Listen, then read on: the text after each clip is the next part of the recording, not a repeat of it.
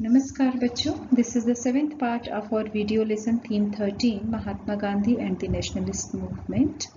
यह हमारा आखिरी वीडियो लेसन है आपके पाठ 13 का, जिसका नाम है महात्मा गांधी और राष्ट्रीय आंदोलन, सविनय अवज्ञा और उसके आगे।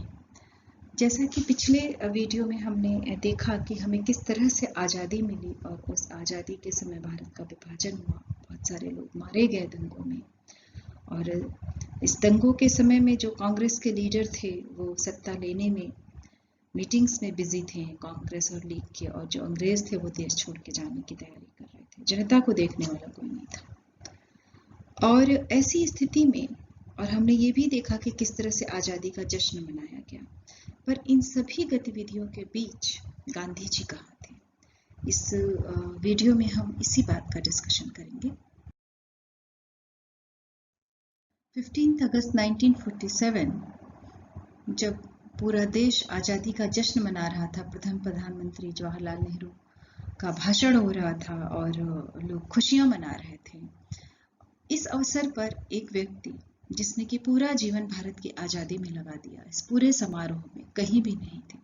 गांधी जी 2 हफ्ते पहले ही दिल्ली छोड़कर कलकत्ता जा चुके थे, आज़ादी का जो दिन तय किया गया था उसके पहले, और कोलकाता में भी गांधी जी किसी भी समारोह में शामिल नहीं हुए। यहाँ तक कि हिंदुस्तान टाइम के एक संवाददाता ने गांधी जी को स्वतंत्रता दिवस पर कोई संदेश देने को कहा तो गांधी जी ने मना कर दिया। जब बीबीसी के सचिव ने बहुत ज़्यादा आग्रह किया और गांधी जी के बार बार मना करने पर भी वो बात को नहीं मान रहे थे, तो गांधी जी ने साफ कह दिया कि कह दो कि गांधी को अंग्रेजी नहीं आती है। तो इस तरह से गांधी जी का मन खिन्न था और दुखी था, क्योंकि जिस शर्त पर आज़ादी मिली थी वो बहुत महंगी थी। गांधी जी कभी नहीं चाहते थे कि इतना रक्तपात हो और हिंदू मुसलमान आपस में लड़े।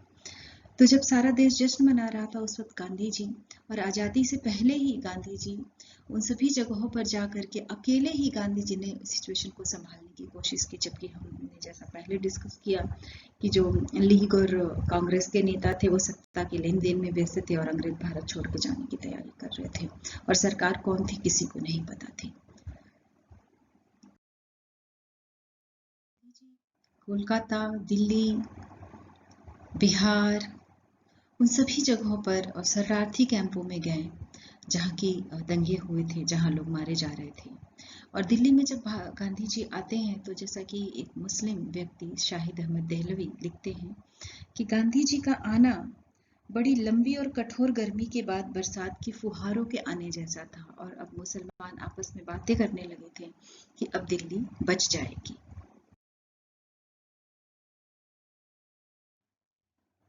गांधी जी ने सिखों, हिंदुओं, मुसलमानों सभी से आह्वान किया, अपील किया कि आप लोग अतीत को भूल जाएं और भाईचारे का हाथ बढ़ाएं और शांति से रहें, संयम बरतें, एक दूसरे को ही साथ मार काट न करें। और गांधी जी और नेहरू जी के प्रयासों से कांग्रेस ने the right of minorities resolution proposal pass किया। इस बात के लिए दृढ़ संकल्प लिया और ये तो और जनता को भरोसा दिलाने की कोशिश करी कि जो ये देश है वो किसी एक धर्म का देश नहीं है, ये किसी हिंदू या मुसलमान या सिख या क्रिश्चियन का देश नहीं है, बल्कि ये सभी धर्मों और सभी समुदायों का देश है। और जो सरकार है वो सभी की रक्षा करेगी, चाहे वो अल्पसंख्यक है चाहे वो बहुसंख्यक है। इसलिए किसी को डरने की जरूरत नहीं है इस देश में। और गांधी जी हमेशा से यही कोशिश करते रहे, स्वतंत्रता से पहले भी और उसके बाद भी, कि सभी लोग मिल करके रहे। लेकिन जिस तरह से आज़ादी हमें मिली उसमें जो सांप्रदायिक दंगे हुए, पूरा 1 साल जो हमारा देश है वो जलता रहा, खून की होली होती रही, हिंदू मुसलमान सिख एक दूसरे को मार काट करते रहे।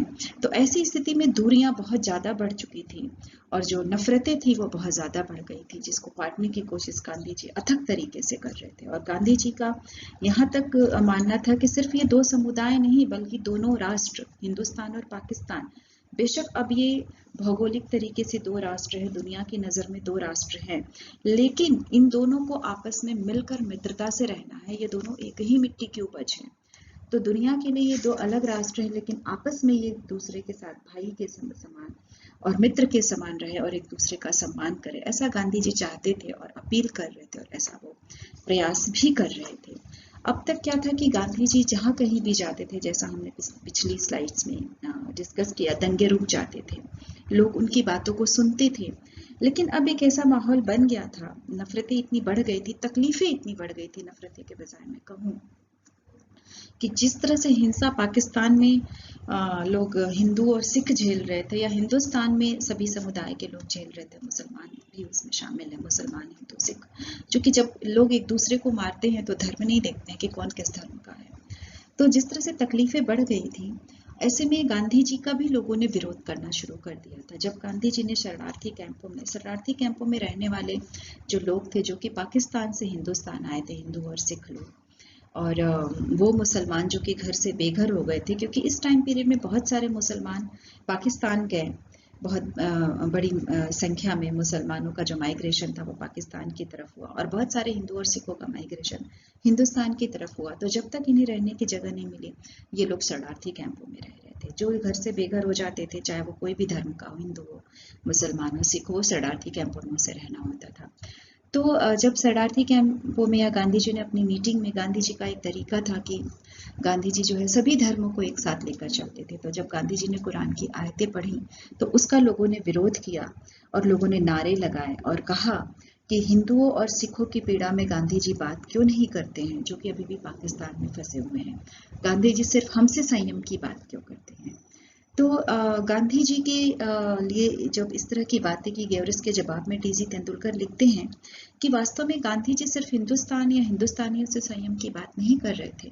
गांधी जी तो चाहते थे कि कोई भी एक दूसरे को न मारे, लेकिन गांधी जी का एक तरीका था, गांधी जी कभी कोई भी कार्य किसी और से नहीं करवाते थे, पहले वो खुद करते थे, तभी वो किसी और से कहते थे। तो अगर गांधी जी सत्य और अहिंसा की बात करते थे तो पहले वो खुद इसका पालन करते थे। तो इस तरह से गांधी जी ने जो थे वो पंजाब जाना चाहते थे, वहाँ के लोगों से मिलना चाहते थे, लेकिन इसके पहले गांधी जी इस बात के लिए आश्वस्त हो जाना चाहते थे कि हिंदुस्तान में, दिल्ली में हर मुसलमान अपने आप को सुरक्षित महसूस करे। कहीं भी किसी भी समुदाय के बीच में एक दूसरे को लेकर के भय नहीं होना चाहिए। जैसा कि पिछले स्लाइड्स में आपने देखेंगे कि देहलवी कहते हैं कि अब गांधी जी के आने से जो दिल्ली है वो बच जाएगी, तो इसका मतलब कहीं ना कहीं भय विद्यमान था। तो गांधी जी का तर्क था, गांधी जी का मानना था, जैसा डीजी तेंदुलकर लिखते हैं कि जब मैं अपने यहाँ अगर इस बात के लिए आश्वस्त नहीं कर सकता हूँ कि हर मुसलमान सुरक्षित है, हर व्यक्ति सुरक्षित है, तो मैं फिर वहां जा करके मैं कैसे अपील कर सकता हूँ, पाकिस्तान जा करके मैं कैसे अपील कर सकता हूँ।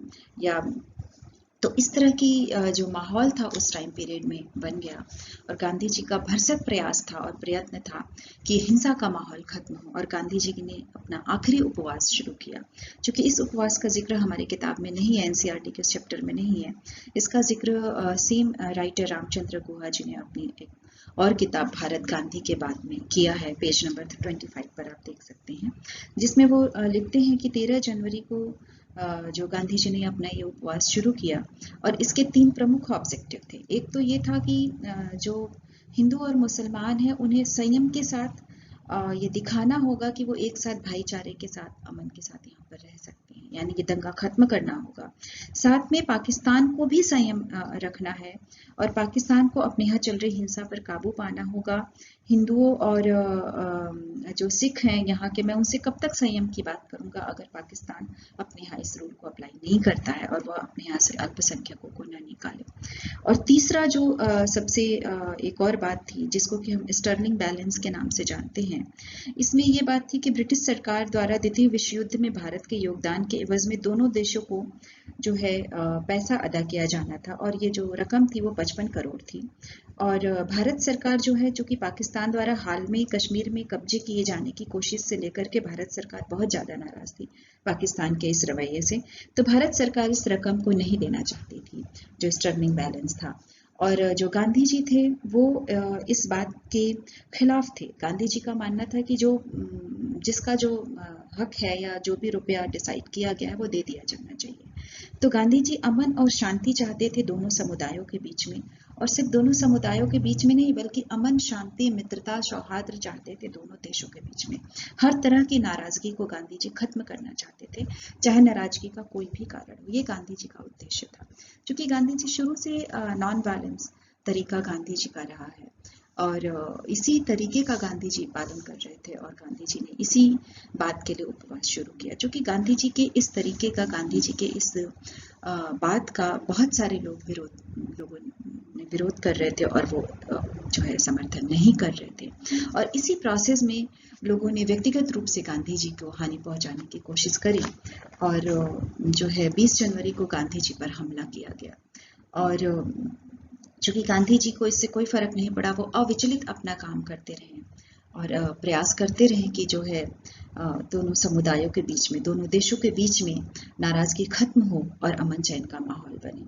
पुनः जब ये हमला नाकाम सिद्ध हुआ तो दोबारा जो है 30 जनवरी की शाम को 1948 जब गांधी जी अपनी प्रार्थना सभा का जब समय था, उस समय एक व्यक्ति ने गांधी जी पर गोली चलाई और गोली चलाकर गांधी जी की हत्या कर दी। और उस व्यक्ति का नाम था नाथूराम गोडसे।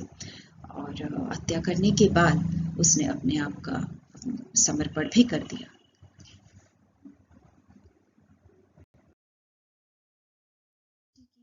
मृत्यु से चारों तरफ शोक की लहर दौड़ गई। पूरा देश अवाक और स्तब्ध था। हम कल्पना भी नहीं कर सकते थे कि एक व्यक्ति जिन्होंने पूरा जीवन अहिंसा का रास्ता अपनाया, सत्य का रास्ता अपनाया, सबके दुख के लिए दुखी हुए, एक ऐसे व्यक्ति की मौत के लिए, मृत्यु के लिए हिंसा का सहारा लिया गया, जो कि अपने आप में बहुत ही गलत बात थी और ठीक नहीं हुआ था इस देश के लिए। हो सकता है गांधी जी होते तो शायद जिस एकता की का सपना गांधी जी देख रहे थे, दो देशों के बीच जिस मित्रता का सपना गांधी जी देख रहे थे, शायद वो सपना पूरा हो जाता या नहीं होता, हम कुछ भविष्य के लिए तय नहीं कर सकते। बट इस तरह से गांधी जी का चले जाना वास्तव में हमारे लिए बहुत पीड़ादायक था। और नाथूराम गोडसे के अपने तर्क थे, जैसा कि इस चैप्टर के लेखक रामचंद्र गुहा अपनी दूसरी किताब भारत गांधी के बाद में लिखते हैं कि नाथूराम गोडसे का कहना था कि उनके गुस्सा का कारण था गांधी जी द्वारा मुसलमानों को दिया गया समर्थन, मुसलमानों के समर्थन के लिए उनका आखिरी उपवास। और इसने मुझे इस निर्णय पर पहुंचाया कि मुझे गांधी जी को खत्म कर देना चाहिए। गांधी जी की मृत्यु के बाद सभी लोगों ने श्रद्धांजलि दी। वो लोग जो गांधी जी के विरोध में बहुत कुछ लिखते रहे, जैसा कि हमने देखा कि टाइम पत्रिका ने कैसे कैसे जो है विशेषण का, शब्दों का प्रयोग किया था गांधी जी के लिए। उसने लिखा कि गांधी जी का जो बलिदान है उनकी तुलना अब्राहम लिंकन से की। और इसी तरीके से अन्य जो राइटर थे, अन्य जो लोग थे, जॉर्ज ऑरवेल, एल्बर्ट आइंस्टीन, सभी लोगों ने अपने शोक संदेश भेजे। और जॉर्ज बर्नार्ड शॉ ने जो कि कहा कि अच्छा होना कितना खतरनाक है, गांधी जी के लिए उनके इस तरह के शोक संदेश थे। और जैसा कि हम चित्रों में देखेंगे आपकी किताब में पेज नंबर 366 में, कि गांधी जी चूंकि जब तक जीवित थे वो एक महात्मा के रूप में ही थे। जब हम असहयोग आंदोलन की बात करते हैं, नॉन कोऑपरेशन आंदोलन की बात करते हैं, जहाँ हमने बहुत सारे अफवाहों का जिक्र किया यूपी प्रांत के किसानों का, जो लोग गांधी जी को एक देवता के रूप में देखते थे और चमत्कारिक शक्तियों पर भरोसा करते थे। तो इस तरह का जो पिक्चर है, इस पिक्चर में भी गांधी जी को एक देवता के रूप में ही दर्शाया गया है, जिसमें कि गांधी जी ऊपर हैं जैसा आप पिक्चर में देख रहे हैं, और वो जो भारतीय जनता है उसको आशीर्वाद दे रहे हैं, जो आपस में विरोधी हैं या जो भी समर्थक हैं। तो एक व्यक्ति गांधी जी को इस पूरे परिप्रेक्ष्य में देखने के बाद हम देखते हैं कि एक व्यक्ति का जो कार्य है वही उसको महान बनाता है, महात्मा बनाता है, और उसका जो है व्यक्तित्व ही उसका जो कार्य है उसके व्यक्तित्व को तय करता है।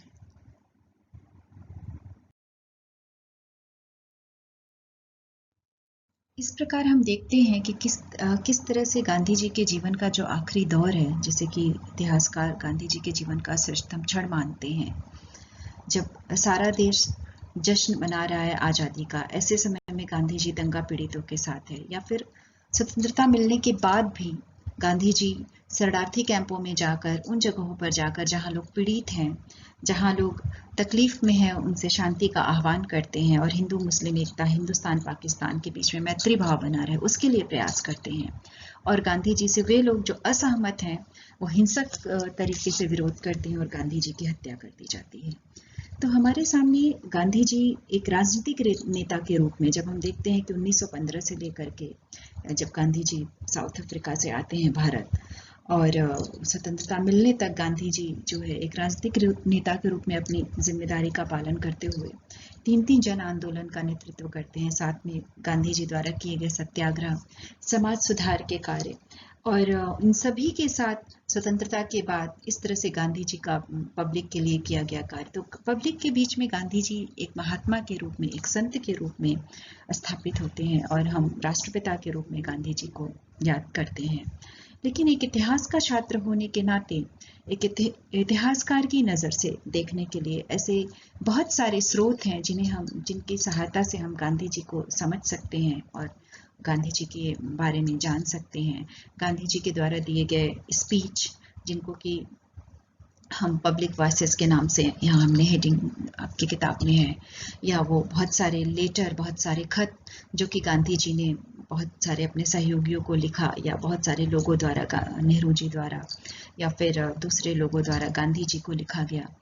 और चूंकि जब हम स्पीच की बात करते हैं तो इस बात का ख्याल रखना ज़रूरी होता है, जैसा कि हिस्टोरियन का मत है, राइटर का मत है, आपकी एनसीईआरटी टेक्स्ट में भी दिया गया है कि जब भी कोई भाषण दिया जाता है, जब हम कोई बात सार्वजनिक तौर पर करते हैं, तो हम इस बात का ज़रूर ख्याल रखते हैं कि ये बात जनता के समक्ष जा रही है, तो हमें किन मुद्दों को बोलना है और कितना बोलना है। और जब हम कोई व्यक्तिगत हमारा पत्र है या व्यक्तिगत बात है, तो उसमें काफ़ी हद तक हमें अपनी बात को या अपनी भावनाओं को कहने की आज़ादी होती है। पर मैं एक बात का जिक्र करना चाहूँगी खास करके गांधी जी के लिए, कि गांधी जी का जो जीवन था वो काफ़ी हद तक मैक्सिमम सार्वजनिक था। अगर आपको मौका मिले तो ज़रूर साबरमती आश्रम में जो उनकी जीवन शैली थी उसके बारे में पढ़ें, उन किताबों को पढ़ें, और हम पाएंगे कि गांधी जी छोटी सी छोटी बात को भी सार्वजनिक तौर पर अभिव्यक्त करते थे। चाहे वो कस्तूरबा गांधी का क्रिटिसिज्म ही क्यों न हो, गांधी जी उसको पब्लिकली कह देते थे।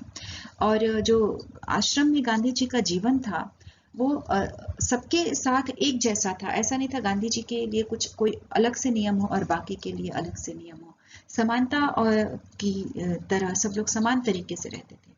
तो बहुत सारी चीज़ें जो थी गांधी जी के जीवन में वो सार्वजनिक ही थी। अब हम गांधी जी के अगर स्पीच की बात करें तो हम देखेंगे कि किस तरह से बीएचयू के जो स्पीच है गांधी जी की, जिसमें गांधी जी अभिव्यक्त करते हैं कि राष्ट्रवादी नेता को क्या करना चाहिए, कॉमन पब्लिक को उन्हें जोड़ना चाहिए अपने साथ, और कॉमन पब्लिक से भी वो अपील करते हैं कि वो जो है, जो उनकी ड्यूटीज़ है, खासकर वो सफाई के मसले पर भी बड़ी छोटी छोटी मुद्दों पर बात करते हैं, जिसको कि हम लोग आमतौर पे ध्यान नहीं देते कि किस तरह शहर में गंदगी फैली हुई है अगर हम बीएचयू की स्पीच को देखते हैं तो।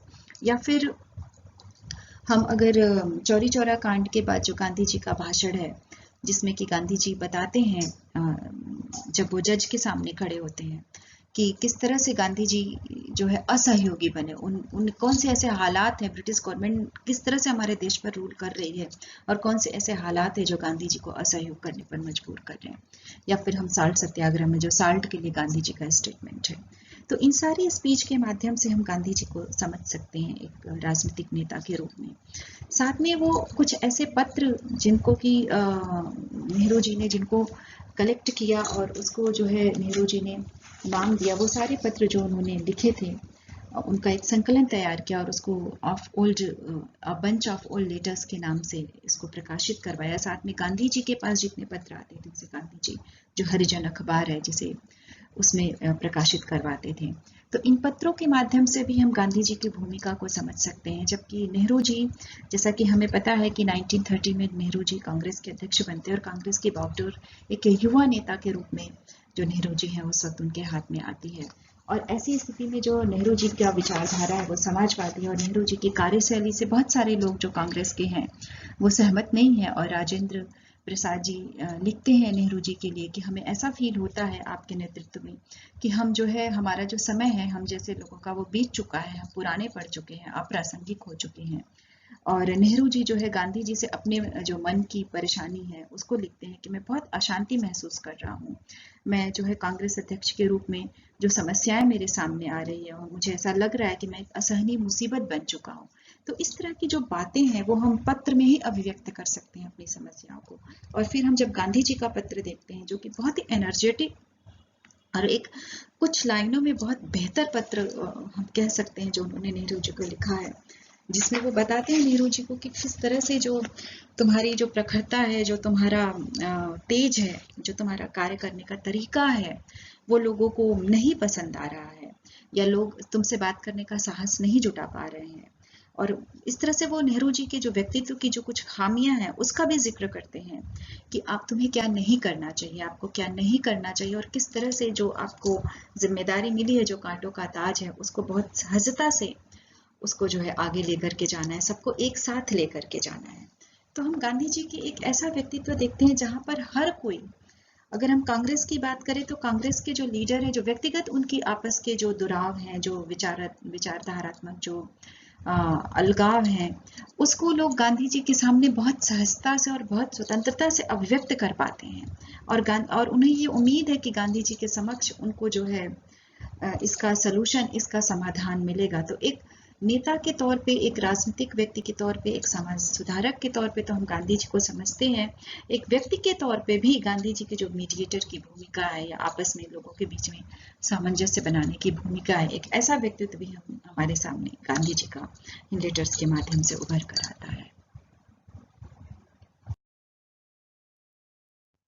स्पीच और पत्रों के अलावा गांधी जी द्वारा लिखी गई किताबें, हिंद स्वराज, या फिर गांधी जी की आत्मकथा, या फिर गांधी जी के ऊपर लिखी गई किताबें, क्योंकि बहुत बड़ा कलेक्शन है गांधी जी के खुद गांधी जी के द्वारा लिखा हुआ और औरों के द्वारा लिखा हुआ, जिनके माध्यम से हम गांधी जी को जान सकते हैं। अगर हम आत्मकथा की बात करें तो आत्मकथा भी एक बहुत बेहतर स्रोत है गांधी जी को समझने का। और अगर हम आत्मकथा को पढ़ने के बाद, जैसा कि लेखक का मत है कि आत्मकथा चूंकि व्यक्ति खुद लिखता है, तो ऐसी स्थिति में व्यक्ति ये तय करता है कि उसको क्या बातें बतानी है और क्या बातें नहीं बतानी है। और साथ में जो आत्मकथा है वो बहुत ज्यादा याददाश्त पर, मेमोरी पर आधारित होती है। तो आत्मकथा के माध्यम से हम उस व्यक्ति के व्यक्तित्व को उसके नजरिए से जान सकते हैं। और ऐसी बहुत सी बातें जिन पर व्यक्ति कुछ नहीं बोल रहा है, तो हम उस चुप्पी को भी समझने का प्रयत्न करें, और जो दूसरे माध्यम है उस माध्यम का सहारा लेकर के भी हम एक व्यक्ति के व्यक्तित्व को जानने का प्रयत्न कर सकते हैं। और दूसरा जो तरीका है जानने का वो है पुलिस की नजर में, यानी कि जो सरकारी दस्तावेज हैं, जो रिपोर्ट्स हैं, वो गांधी जी के बारे में कैसे अभिव्यक्त करती हैं और क्या बताती हैं। पुलिस की जो रिपोर्ट है, जो सरकारी दस्तावेज हैं, वो गांधी जी के कार्यों को या राष्ट्रीय आंदोलन को जानने का एक बेहतर स्रोत है, क्योंकि ये जो रिपोर्टिंग है वो उसका इसका जो नज़रिया है वो रिपोर्टिंग जो कि राष्ट्रवादी लोगों द्वारा की गई है उससे अलग हमें दिखाई देता है। जो कॉलोनियल गवर्नमेंट है वो राष्ट्रीय आंदोलन को, साल्ट मार्च को इतना महत्व नहीं देती है, बल्कि उसका ये मानना है कि यह एक नाटक है, यह एक करतब है, और ब्रिटिश शासन के खिलाफ जनता को भड़काने का यह एक तरीका है। जो जनता है वो अनिच्छुक है और सुखपूर्वक जीवन व्यतीत करती है। वो इस तरह से इस चीज को प्रस्तुत करती है, क्योंकि जो कॉलोनियल रूल है वो नहीं चाहती है कि इन घटनाओं को जो जनता के जो कि सरकार के विरोध में शामिल है उनको बहुत महत्व दिया जाए। तो जो पहली पाक्षिक रिपोर्ट है, जिसमें कि जो पहला जो पखवाड़े का रिपोर्ट है, जो गुजरात का है, जिसमें ये कहा गया कि जो किसान है वो खेती करने में व्यस्त है, अपने फसल की कटाई में, और जो विद्यार्थी वो आने वाले परीक्षा की तैयारी में व्यस्त है। या फिर जो बंगाल की घटना है उसमें बताते हैं कि सविनय अवज्ञा के प्रश्न पर कोई बहुत सक्रिय कदम नहीं उठाया गया है। या फिर मद्रास की अगर हम बात करें तो मद्रास में कहा जा रहा है कि हिंदू जनता चूंकि गांधी जी पर अगाध श्रद्धा रखती है, इसलिए वो बहुत उत्सुक है, लेकिन जो बाकी के लोग हैं वो बहुत ज्यादा इसको महत्व नहीं दे रहे हैं। लेकिन जो दूसरा पखवाड़ा है उसमें जो पुलिस की रिपोर्टिंग है उसमें थोड़ा बदलाव आता है, जबकि हम देखते हैं कि जब पंजाब की घटना का वो जिक्र करते हैं और उनको बताते हैं कि किस तरह से मुल्तान में जलकर न चुकाने के आंदोलन को पुनर्जीवित किया जाएगा। या फिर मद्रास की बात करते हैं, जब ये बताया जाता है कि जब पुलिस ने समुद्र के पानी को उबालकर बनाए गए नमक को जब्त करने का प्रयास किया तो विशाखापट्टनम में पुलिस को भारी विरोध का सामना करना पड़ा। तो जो ये आंदोलन है वो धीरे धीरे अपनी गति को पकड़ रहा है। और इसी तरह से हम इसकी रिपोर्टिंग देखें, अगर प्रेस का कवरेज देखें तो हम लोग टाइम मैगजीन का भी कवरेज देखेंगे कि शुरू में टाइम मैगजीन बहुत क्रिटिकल है, लेकिन धीरे धीरे वो इस आंदोलन का जो वो है प्रोग्रेस है और इसकी जो सफलता है उसके बारे में वो बात करना शुरू कर देता है। तो ये जो दस्तावेज हैं, इस तरह की जो रिपोर्टिंग है, ये भी एक प्रमुख स्रोत होते हैं उस समय काल की घटनाओं को जानने और समझने का, जो कि दूसरे नजरिए से लिखे गए होते हैं। जो अखबार नेशनल हैं, जो राष्ट्रवादी लोगों के द्वारा पब्लिश हो रहे हैं, अगर उनकी जो भाषा है वो हमें अलग मिलेगी। और जो अखबार बाहर के हैं, लंदन से पब्लिश हो रहे हैं, जो इंटरनेशनल है, जो कि बाहर की मीडिया है, उसकी जो रिपोर्टिंग है, उसका जो नज़रिया है चीज़ों को देखने का, वो हमें अलग मिलेगा। तो इन डिफरेंट तरीकों से अगर हम स्टडी करते हैं तो हमारे सामने एक समग्र पिक्चर जो है आती है। जैसा कि हम अगर देखते हैं केसरी अखबार की जो भाषा है, मुंबई से जो ये दो अखबार के जिक्र हो रहा है, जहाँ केसरी अखबार कह रहा है कि हमारा मानना है कि अगर श्री गांधी को दंडित करती है सरकार तो भी राष्ट्र की विजय होगी, और अगर सरकार उन्हें अपने रास्ते पर चलने देती है तो भी राष्ट्र की विजय होगी। दोनों हालत में विजय क्या है? हमारी है। ये नेशनलिस्ट अप्रोच की बात हो रही है। इस तरह जो दूसरा अखबार है, विविध विविध अखबार है, ये जो है आंदोलन की वैधता की ओर संकेत करता है। ये इतना ज्यादा उत्साहित नहीं है और ये कहता है कि जो है आंदोलन अपने घोषित उद्देश्य को प्राप्त नहीं कर पाया है, और लेकिन वो सरकार को चेतावनी देता है कि दमन का रास्ता जो है उसके उद्देश्य को कमजोर कर देगा। तो ये अलग अलग नजरिए से प्रस्तुत की गई एक ही तस्वीर है, एक ही घटना है जो कि अलग अलग नजरिए से प्रस्तुत की जाती है। तो ये सभी चीजें, चाहे वो आत्मकथा है, वो भाषण है, वो पत्र हैं, सरकारी दस्तावेज हैं, अखबार हैं, ये तमाम इतिहास के स्रोत हैं और खुद जो है अन्य किताबें हैं जिनके माध्यम से हम गांधी जी के बारे में या उस समय जो राष्ट्रीय आंदोलन हुआ उनके बारे में जानने और समझने का प्रयास कर सकते हैं। और सबसे खास बात कि इन सभी स्रोतों का अध्ययन करने के लिए जो हमारी समझ है वो बेहतर हो और बहुत छानबीन के द्वारा, बहुत जांच परख के द्वारा जो है हम एक बेहतर प्रस्तुति और एक जो सच्चाई है उसको सामने लाने का प्रयत्न कर सकते हैं।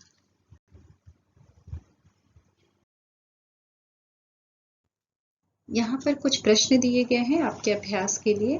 यह वीडियो लेसन देखने के बाद आप इन प्रश्नों का उत्तर अपनी नोटबुक में लिखें। उदाहरण के तौर पे बहुत सारे जो विद्वान हैं वो ये मानते हैं कि स्वतंत्रता के बाद के जो महीने हैं वो गांधी जी के जीवन के श्रेष्ठतम क्षण हैं। तो आप इस स्टेटमेंट को जस्टिफाई करें। बंच ऑफ ओल्ड लेटर्स क्या है, या फिर न्यूज़पेपर एक महत्वपूर्ण सोर्स कैसे है स्टडी का। और इसके अलावा जो आपका आखिरी प्रश्न है वो है कि जो निजी पत्र हैं और आत्मकथाएं हैं उससे हमें किसी व्यक्ति के बारे में क्या पता चलता है, और ये स्रोत सरकारी ब्यूरो से किस तरह से भिन्न है। तो ये कुछ प्रश्न उदाहरण के तौर पे दिए गए हैं। आप ऐसे बहुत सारे और प्रश्नों को तैयार करें और उसका उत्तर अपनी नोटबुक में लिखने का प्रयत्न करें।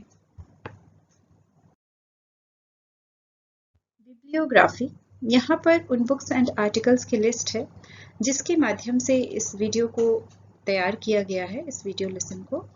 और बच्चे, चूंकि आपको बोर्ड का एग्ज़ाम देना है तो आप अपना टेक्स्ट बुक जो आपकी एनसीईआरटी की बुक है उसका ये चैप्टर 13 आप इसको अच्छे से पढ़िए जिससे कि आपका पूरा टॉपिक तैयार हो जाए। और जब भी आपको समय मिले ऑनलाइन या लाइब्रेरी की सहायता से आप इनमें से कोई भी किताब आप पढ़ सकते हैं।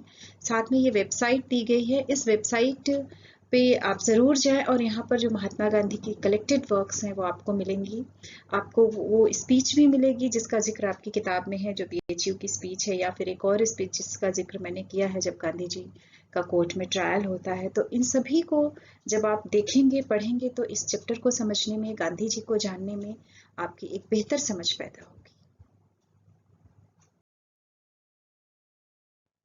जिन किताबों का जिक्र पिछले स्लाइड में इंग्लिश में किया गया है वे किताबें हिंदी में भी उपलब्ध हैं, और जिनका जिक्र मैंने यहाँ किया है। तो हमारे वे बच्चे जो कि हिंदी माध्यम के हैं, तो बच्चों आप अपनी टेक्स्ट बुक के अलावा इनमें से किसी भी किताब को जब भी आपको समय मिले आप उसको ज़रूर पढ़ें। और साथ में आप वेबसाइट पर जाकर, जिसका जिक्र मैंने पिछली स्लाइड में किया है, आप गांधी जी की जो कलेक्टेड वर्क्स हैं उसको भी देखें, और इससे आपको इस पाठ को समझने में, गांधी जी के बारे में जानने में बेहतर सहायता मिलेगी।